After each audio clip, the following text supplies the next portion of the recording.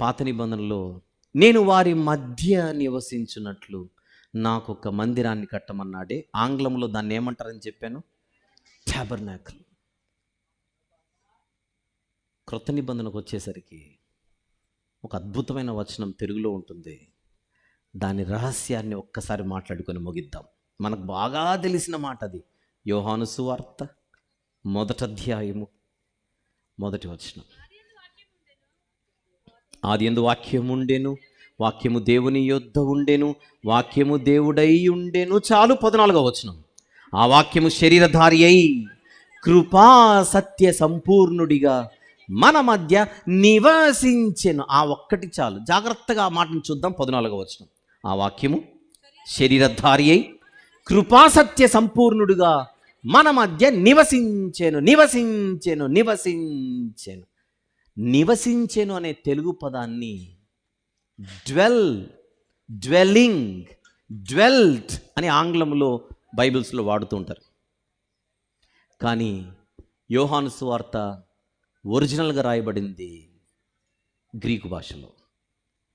Greek భాషలోని మూల పదం ఈ నివసించెను అనే పదానికి ఏదైతే వాడారో, ఎస్కొనాసిన్ అంటారు దాన్ని. ఆ పదం ప్రత్యక్ష గుడారానికి సంబంధించింది.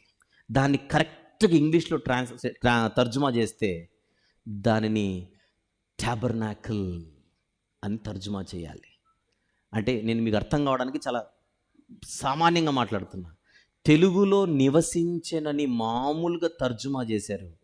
గ్రీకు అనేటువంటి మూల భాషలోనికి వెళ్ళి దాన్ని తర్జుమా చేస్తే ఆ వాక్యము శరీరధారి అయి కృపా సత్య సంపూర్ణుడిగా తానే ప్రత్యక్ష గుడారమై మందిరమై మన మధ్య నివసించాడు అని అర్థం. ఇప్పుడు యేసుక్రీస్తు ప్రభు ఎవరో చెప్పన. ప్రత్యక్ష గుడారం అంటే పాత నిబంధనలో మీనింగ్ ఏమిటి? దేవుని నివాస స్థలము. పాత నిబంధనలో ఒక గుడారము దేవుని స్థలంగా కనబడుతోంది, దేవుని సన్నిధిగా కనబడుతుంది. మళ్ళీ చెప్తున్నాను, పాత నిబంధనలో ఇక్కడ దేవుని సన్నిధి ఉంది అని తెలియాలంటే అక్కడ ఏముండాలి? గుడారం ఉండాలి, దేవాలయం ఉండాలి. కానీ క్రొత్త నిబంధనకు వచ్చేసరికి దేవుని సన్నిధి అనేది యేసుక్రీస్తు ప్రభు ఉన్న చోటే దేవుని సన్నిధి ఉంటుంది. అదే దేవుని నివాస స్థలం అని బైబిల్ సెలవిస్తోంది.